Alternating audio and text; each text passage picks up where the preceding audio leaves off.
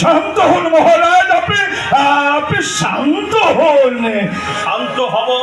এত বড় দুঃসংবাদ শোনার পরেও তোমরা আমাকে শান্ত হতে বলছো? বলতে পারো বিক্রমজিৎ, বলতে পারেন মহামন্ত্রী, আমি কি মরে গেছি না বেঁচে আছি?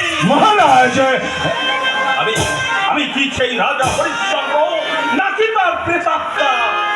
অধৈর্য হবেন না মহারাজ, রাজ্যের মধ্যে বিশৃঙ্খলা দেখা দিয়েছে, 2-4 দিনের মধ্যে সব ঠিক হয়ে যাবে। আমি কথা দিচ্ছি, যারা এই দুষ্কৃতকারী হোক না কেন, আমি তাদের প্রত্যেককে ধরে আপনার কাছে মেনে দেব।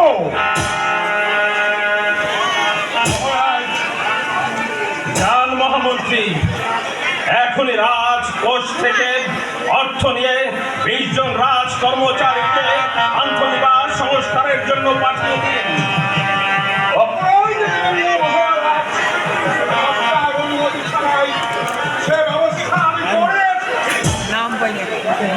মহারাজের জয় হোক।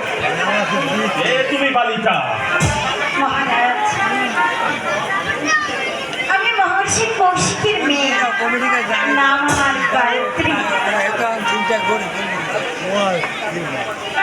রাজর্ষি বিশ্বামিত্রের আশ্রমের পাশে আমাদের কুটির।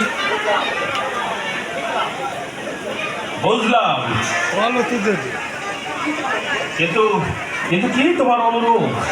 মহারাজ, আমি বড় দুঃখিত। কি তোমার দুঃখ বালিকা? কিছুদিন আগে আমার পিতা আমাকে ছেড়ে স্বর্গে চলে গেছে। তুমি নিরাশ্রয়, মহারাজের কাছে তুমি আশ্রয় প্রার্থনা করতে এসেছো? না, আমি আশ্রয় নিতে আসিনি। তবে কেন এসেছো তুমি? ধর্মপ্রাণ মহারাজকে কুটিরে এনে আহার করাতে পারি, তবে তার আত্মার শান্তি পাবে। তাই আমি আপনাকে নিমন্ত্রণ করতে এসেছি মহারাজ। নিমন্ত্রণ? মহারাজের হয়ে আমি তোমাকে বলে দিচ্ছি, উনি এই নিমন্ত্রণ গ্রহণ মহামন্ত্রী, মহারাজ যখন উপস্থিত আছেন তখন কথাটা তাকেই বলতে দিন না। মহারাজ, পিতার আত্মার তৃপ্তির জন্য আমি বড় আশা করে আপনার কাছে এসেছিলাম। সেই আশাটি আমার ব্যর্থ হবে মহারাজ।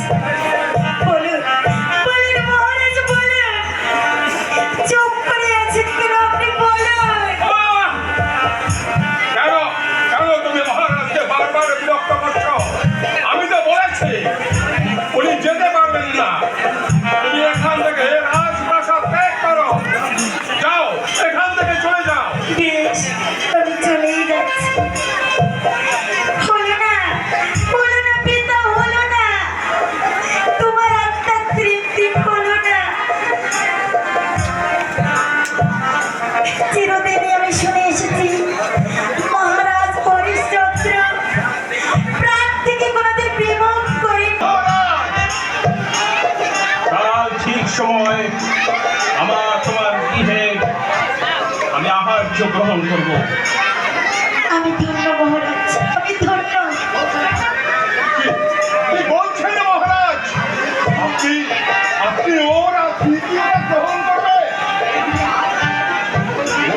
ওর গৃহে আপনি আহার গ্রহণ করবে?